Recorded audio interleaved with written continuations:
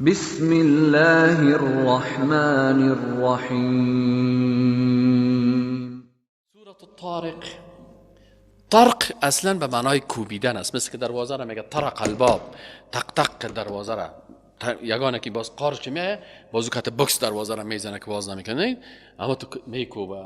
اعوذ بالله من الشیطان الرجیم. بسم الله الرحمن الرحیم. والسماء، قسم است الله متعال میگه به آسمان، و الطارق، و قسم است به آنچه که در شب میایه.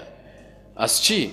از ستاره ها، و امو ستاره هایی که ترق ترق میکنن.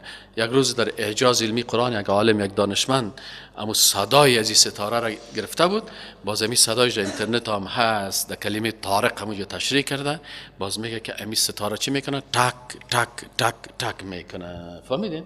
اینا چی میگن؟ طارق میگن، ستاره هست. و ما ادراک ما الطارق. اینا چه قسم ترجمه کنیم طارقه؟ قرآن تفسیر میکنه خودش. و ما ادراک ما الطارق، چی چیز دانان که طارق چی هست؟ النجم الثاقب، این یک ستاره هست.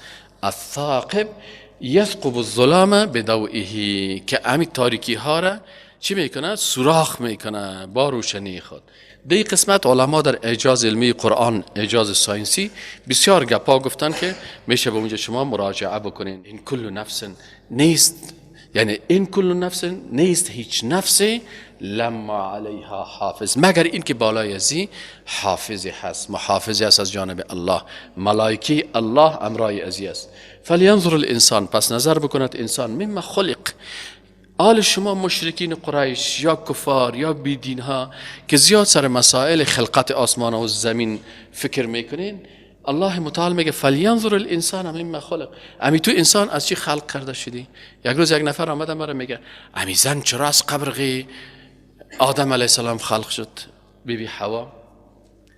ما گفتم والا خوشا به حالش، از قبرغی یک پیغمبر خلق شدن. گفتم تو از چی خودت خلق شدی؟ انتقاد از خود بکن، خودت از چی خلق شدی؟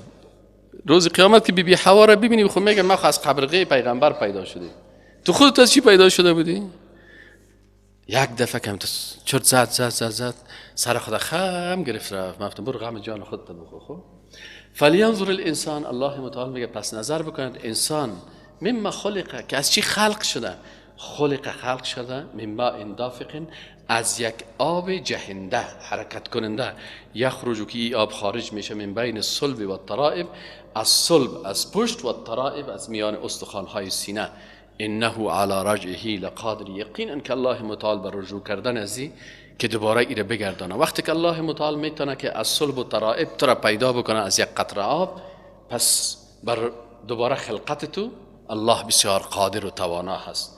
یوم روز قیامت تبل السرائر، و آشکار میشه رازها، چیزهایی که سری و مخفی هست. فما له من قوت ولا ناصر، پس نباشد بر از این انسان نه قوت و نه هم نصرت کننده، تمام جرائمش کشیده میشه. والسماء ذات رجع، قسم است به آسمانی که چی است؟ ذات رجع است، یعنی حرکت دهنده هست. والارض، و قسم است به زمین که ذات الصدع، که ایش شکاف میشود. انه لقول فصل، یقینا الله متعال میگه این سخن فیصله کننده هست. و ما هو بالهزل، این هزل نیست، سخن مذاق نیست. انهم یکیدون کیدا، الله متعال میگه که این مردمای بیدین یکید و تدبیر و برنامه سازی میکنن، کیدن برای برنامه سازی، و اکید و کید، و الله متعال میگه ما هم برنامه ریزی میکنیم با تدبیر. فمهل الکافرین، پس مهلت بده کافرها را. امهلهم رویدا، یک مهلت کم، یک چند وقت هستند در این دنیا، باز ببین وضعیتشان چی میشه.